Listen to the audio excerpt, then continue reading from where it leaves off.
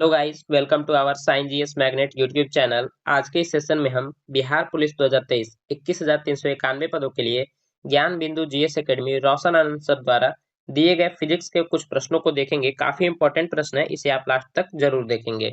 तो चलिए इस सेशन को शुरू करते हैं। इस सेशन को शुरू करने से पहले इस वीडियो को लाइक और चैनल को सब्सक्राइब जरूर करें। फर्स्ट प्रश्न है, प्रसिद्ध बिग बैंग थ्योरी किस सिद्धांत पर आधारित है? तो प्रसिद्ध बिग बैंग थ्योरी आधारित है डॉपलर प्रभाव के सिद्धांत पे। Option B is the correct answer. Doppler प्रभाव है क्या? तो गति के कारण ध्वनि तरंग के आवृत्ति में परिवर्तन को डॉपलर प्रभाव के नाम से जाना जाता है। इसे डॉपलर शिफ्ट के भी नाम से जाना जाता है, इसे भी ध्यान रखेंगे। नेक्स्ट, हाइड्रोजन बम किस सिद्धांत पर बनाया जाता है? तो सबसे पहले हाइड्रोजन बम का आविष्कार किसने किया था? तो इसका आविष्कार एडवर्ड टेलर के द्वारा किया गया था। हाइड्रोजन बम न्यूक्लियर फ्यूजन यानी कि नाभिकीय संलयन के सिद्धांत पर कार्य करती है। जबकि परमाणु बम पूछे तो परमाणु बम का आविष्कार रॉबर्ट ओपेनहाइमर ने 1945 में किया था, जो कि न्यूक्लियर फ्यूजन के सिद्धांत पर कार्य करता है, यानी कि नाभिकीय विखंडन पे कार्य करता है। नेक्स्ट, ल्यूमेन किसका मात्रक है? तो ल्यूमेन मात्रक हो जाएगा ज्योति फलक्स का। Option C is the correct answer. यही अगर पूछा जाए कि मूल मात्रकों की संख्या कितनी है, तो मूल मात्रकों की संख्या 7 होती है। जिसमें कौन कौन से मात्रक है? तो kilogram, metre, second, ampere, kelvin, candela और मोल हो जाएगा। नेक्स्ट, मैं जितने भी एक्स्ट्रा फैक्ट्स बता रहा हूँ आप उसे नोट डाउन करते चलेंगे, जो कि आपके एग्जाम से काफी इंपॉर्टेंट फैक्ट्स हैं। 4 नंबर प्रश्न है, लाल और पीकॉक ब्लू रंग को मिला देने से कौन सा रंग बनेगा? तो लाल और पीकॉक ब्लू रंग को मिला देने से सफेद रंग का निर्माण होगा। Option B is the correct answer. और यही अगर पूछा जाए कि लाल और हरा मिला देने से क्या बनेगा, तो पीला बनेगा, और लाल और नीला मिला देने से मेजेंटा रंग का निर्माण होगा। नेक्स्ट, जब मैक संख्या एक हो तो ध्वनि हो को कहा जाता है। जब मैक संख्या एक हो तो ध्वनि को कहा जाता है ध्वनिक। Option C is the correct answer. यदि मैक संख्या एक से अधिक हो तो पिंड की चाल पराध्वनिक कहलाती है, जिसे हम लोग इंग्लिश में क्या कहते हैं, तो सुपरसोनिक कहते हैं। और यदि ध्वनि की चाल मैक संख्या 5 से अधिक हो तो उसे हम क्या कहते हैं, तो उसे हाइपरसोनिक कहा जाता है, जिसे हिंदी में कहते हैं अति पराध्वनिक। नेक्स्ट, किस गुणधर्म के कारण पानी से भरे बर्तन में डुबोई गई छड़ी मुड़ी हुई प्रतीत होती है? जब भी ऐसा प्रश्न पूछे कि मुड़ी हुई प्रतीत होती है या ऊपर उठी हुई प्रतीत होती है, तो ऐसी कंडीशन में हमेशा प्रकाश का अपवर्तन के कारण ऐसा होता है। Option C is the correct answer. प्रकाश का अपवर्तन है क्या? तो एक माध्यम से दूसरे माध्यम में पहुंचने वाली तरंग की गति के दिशा में परिवर्तन को ही अपवर्तन कहा जाता है। नेक्स्ट, 300 एंगस्ट्रम तरंग दैर्घ्य की प्रकाश तरंग की आवृत्ति होगी, तो इसकी आवृत्ति कितना हो जाएगा? तो इसका सही आंसर हो जाएगा ऑप्शन ए, 1 × 10⁻15 हर्ट्ज हो जाएगा।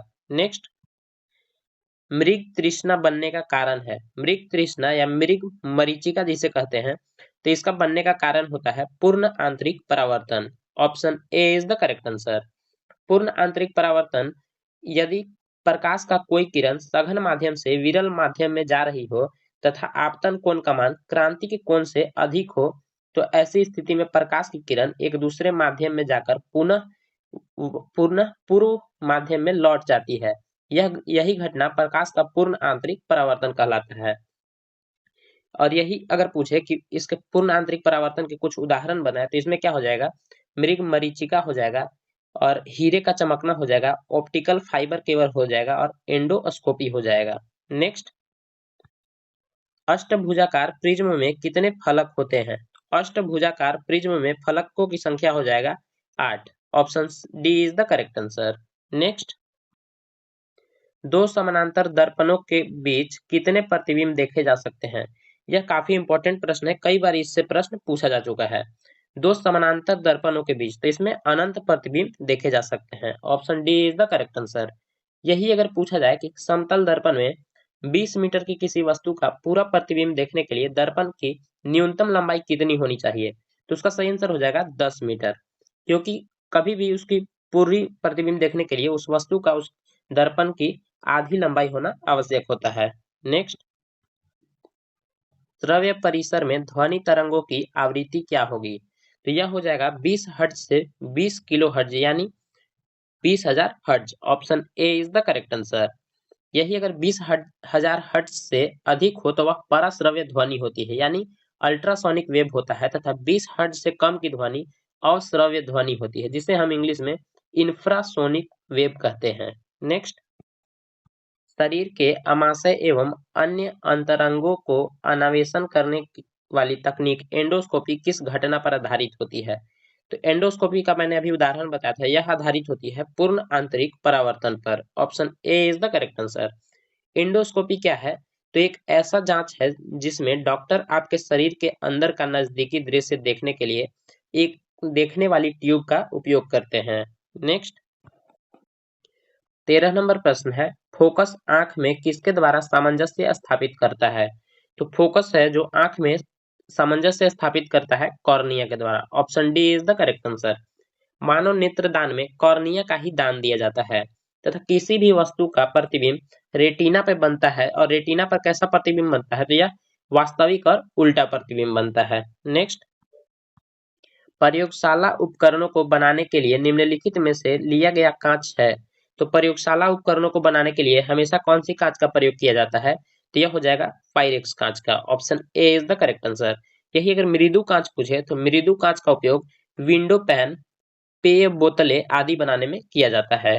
नेक्स्ट, 15 नंबर प्रश्न है, जब प्रकाश की कोई किरण प्रकाशतः सघन माध्यम से विरल माध्यम की तरफ जाती है तो वह क्या होता है? तो वह अभिलंब से दूर मुड़ जाती है, यानी नॉर्मल से दूर मुड़ती है। Option C is the correct answer. परश्रव्य ध्वनि सुनी जा सकती है। परश्रव्य ध्वनि किसके द्वारा सुनी जा सकती है? तो यह कुत्ता, बिल्ली, मच्छर, चमगादड़ द्वारा सुनी जा सकती है। According to option A is the correct answer. Next, carbon microphone एक परिवर्ती तो कार्बन माइक्रोफोन एक परिवर्ती क्या है? तो यह हो जाएगा प्रेरकत्व युक्ति है। Option A is the correct answer. Next, triode का प्रयोग होता है। ट्रायोड का प्रयोग कहाँ होता है? तो यह एम्पलीफायर के रूप में इसका प्रयोग किया जाता है। Option A is the correct answer. DC की अपेक्षा एसी का क्या लाभ है? तो डीसी की अपेक्षा एसी का लाभ क्या हो जाएगा? तो यह हो जाएगा न्यूनतम शक्ति क्षय के साथ इसका संचरण लंबी दूरी के लिए किया जा सकता है। Option D is the correct answer. Next, diode से धारा कितनी दिशा में बहती है? तो डायोड से धारा सिर्फ एक दिशा में बहती है। Option A is the correct answer. Next, किसी संधारित्र को वैद्युत परिपथ में किस लिए प्रयोग में लाया जाता है? तो किसी संधारित्र को वैद्युत परिपथ में किस लिए प्रयोग में लाया जाता है? तो इसका सही आंसर हो जाएगा विद्युत आवेश को संग्रहित करने के लिए। Option C is the correct answer. Next, मुक्त रूप से निलंबित चुंबकीय सुई किस दिशा में टिकती है? तो यह कहाँ टिकती है? तो यह उत्तर और दक्षिण दिशा में टिकती है। Option B is the correct answer. Next, इनमें से पैरामैग्नेटिक कौन है? तो पैरामैग्नेटिक पूछा गया है, तो यह हो जाएगा Mg2+। Option C is the correct answer. परिपथ का शक्ति गुणक परिपथ का शक्ति गुणक परिपथ में किसको सम्मिलित करने के लिए उन्नत किया जा सकता है? तो इसका सही आंसर हो जाएगा प्रतिरोधक का। Option B is the correct answer. यही अगर पूछा जाए कि अति चालकता का प्रतिरोधकता कितना होता है, यानी सुपर कंडक्टर का प्रतिरोधकता पूछा गया, तो वह होता है 0 होता है। नेक्स्ट, 25 नंबर प्रश्न है, किसी डायोड का फॉरवर्ड प्रतिरोध होता है? तो किसी डायोड का फॉरवर्ड प्रतिरोध बहुत ही कम होता है। Option C is the correct answer. अच्छा, डायोड है क्या? तो डायोड एक ऐसी वैद्युत युक्ति है जिसमें विद्युत धारा एक दिशा में बहती है। नेक्स्ट, ट्रांसफार्मर प्रयोग में आते हैं। तो ट्रांसफार्मर केवल एसी परिपथ में ही प्रयोग में आते हैं। Option B is the correct answer. Fuse का तार बना होता है। फ्यूज का तार किसका बना होता है? तो यह सीसा और टीन का बना होता है। Option C is the correct answer. Fuse का तार का प्रतिरोध उच्च तथा गलनांक निम्न होता है। फ्यूज के रूप में एक पतले तार का प्रयोग किया जाता है, इसे भी ध्यान रखेंगे। अच्छा, फ्यूज के रूप में मोटे तार का प्रयोग क्यों नहीं किया जाता है? क्योंकि उसका प्रतिरोध कम होता है, जिसके कारण यह आसानी से गर्म होकर नहीं पिघल पाता है।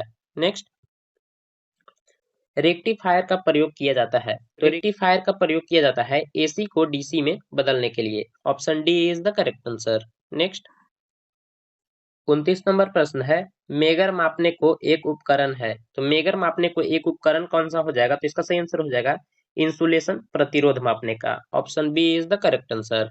नेक्स्ट 30 नंबर प्रश्न है, वह आपूर्ति जो कंडेंसर से होकर नहीं गुजर सकती है वह है, तो वह क्या हो जाएगा, तो यह डीसी आपूर्ति हो जाएगा। Option B is the correct answer. Next ammeter का प्रतिरोध शंट के प्रतिरोध की अपेक्षा, तो अमीटर का प्रतिरोध शंट की प्रतिरोध की अपेक्षा काफी कम होता है। Option B is the correct answer. Next विद्युत बल्ब में तंतु यानी फिलामेंट किसका बना होता है, काफी इजी प्रश्न है। विद्युत बल्ब में फिलामेंट बना होता है टंगस्टन का। Option D is the correct answer. यही अगर पूछा जाए कि विद्युत बल्ब का आविष्कार किसने किया था, तो आप कमेंट करके कमेंट बॉक्स में बताएंगे।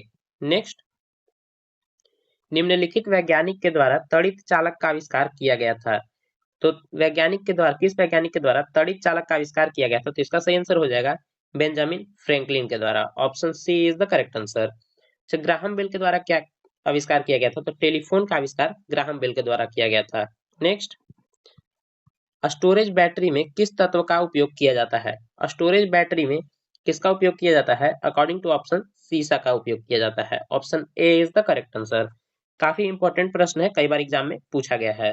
नेक्स्ट संचायक बैटरी में कौन सी धातु इस्तेमाल की जाती है, यहाँ संचायक बैटरी में पूछा गया है, तो इसका सही आंसर हो जाएगा सीसा। Option C is the correct answer. Next घरों में लगे बिजली के मोटर विद्युत के व्यय को रिकॉर्ड करते हैं, तो यह किस में रिकॉर्ड करते हैं, हमारे घरों में बिजली के मीटर में जो यूनिट होती है वह रिकॉर्ड की जाती है किलोवाट घंटा में। Option C is the correct answer.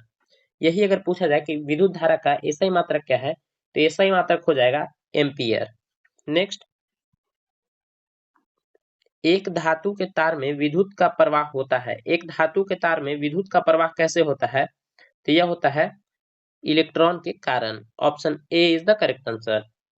यही अगर पूछा जाए कि परमाणु के 3 मौलिक कण कौन कौन से हैं, तो यह हो जाएंगे इलेक्ट्रॉन, प्रोटॉन और न्यूट्रॉन। इलेक्ट्रॉन क्या है, तो इलेक्ट्रॉन पे निगेटिव चार्ज होता है तथा प्रोटॉन पे पॉजिटिव, और न्यूट्रॉन पर क्या होता है, तो वह न्यूट्रल होता है। नेक्स्ट टेलीफोन लाइन में प्रवाहित ऊर्जा है, टेलीफोन लाइन में प्रवाहित ऊर्जा कौन सी हो जाएगी, तो यह हो जाएगा विद्युत ऊर्जा। Option B is the correct answer. Next निम्नांकित में से कौन सा परिवर्तन रासायनिक नहीं है, यहाँ रासायनिक परिवर्तन नहीं है पूछा गया है, तो लोहे में जंग लगना है, दूध से दही बनना है, कोयले का जलना है, जबकि पानी से भाप बनना यह एक भौतिक परिवर्तन है। नेक्स्ट धारा को मापने की मापक विधि है, तो धारा को मापने की मापक विधि हो जाएगी एमआपी। एमआपी दिया हुआ है ऑप्शन डी। इसका क्या हो जाएगा, धारा को मापा जाता है अमीटर के द्वारा। नेक्स्ट शुष्क सेल में कार्बन की छड़ कार्य करती है, शुष्क सेल में कार्बन की छड़ कार्य करती है कैथोड का। Option B is the correct answer. और एनोड का काम करती है, तो यह जिंक करता है। नेक्स्ट 42 नंबर प्रश्न है, बैटरी के धनात्मक ध्रुव से जोड़े गए इलेक्ट्रोड को क्या कहते हैं, तो बैटरी के धनात्मक ध्रुव से जोड़े गए इलेक्ट्रोड को कहा जाता है anode. Option C is the correct answer. मैंने अभी बताया यह किस चीज का बना होता है, तो यह जिंक का बना होता है, यानी जस्ता का। नेक्स्ट एक किसी उदासीन धातु के गोले को धनात्मक रूप से आवेशित कांच की छड़ के संपर्क में आवेशित किया जाए तो यह गोला, तो यह गोला क्या होगा, तो यह हो जाएगा 43 का आंसर हो जाएगा ऑप्शन ए, इलेक्ट्रॉन गवाएगा। नेक्स्ट वाट को प्रकट कर सकते हैं, वाट को प्रकट कर सकते हैं जूल प्रति सेकंड में। Option C is the correct answer. Electron volt किसकी इकाई है, तो इलेक्ट्रॉन वोल्ट पूछा गया है, तो यह किसकी इकाई है, तो यह ऊर्जा की इकाई है। Option A is the correct answer. Faraday संख्या है, फैराडे संख्या कितना होता है, तो यह हो जाएगा 9.65 इंटू 10 के पावर 7 कूलम हो जाएगा। Option C is the correct answer. Germanium crystal को फास्फोरस तथा एंटीमनी का समान संख्या में मिलाया जाता है तो वह है, तो वह क्या होता है, तो वह हो जाता है एन प्रकार का एक अर्धचालक। Option D is the correct answer. Transformer कार्य करता है, ट्रांसफार्मर कार्य करता है केवल एसी परिपथ में। Option A is the correct answer. विद्युत प्रतिरोध मापा जाता है, विद्युत प्रतिरोध मापा जाता है किसमें, तो इसका सही आंसर हो जाएगा ओम में। Option C is the correct answer. निम्न में से कौन एक विद्युत चुंबक बनाने के लिए सबसे उपयुक्त है? तो विद्युत चुंबक बनाने के लिए सबसे उपयुक्त हो जाएगा मृदु लोहा। Option C is the correct answer.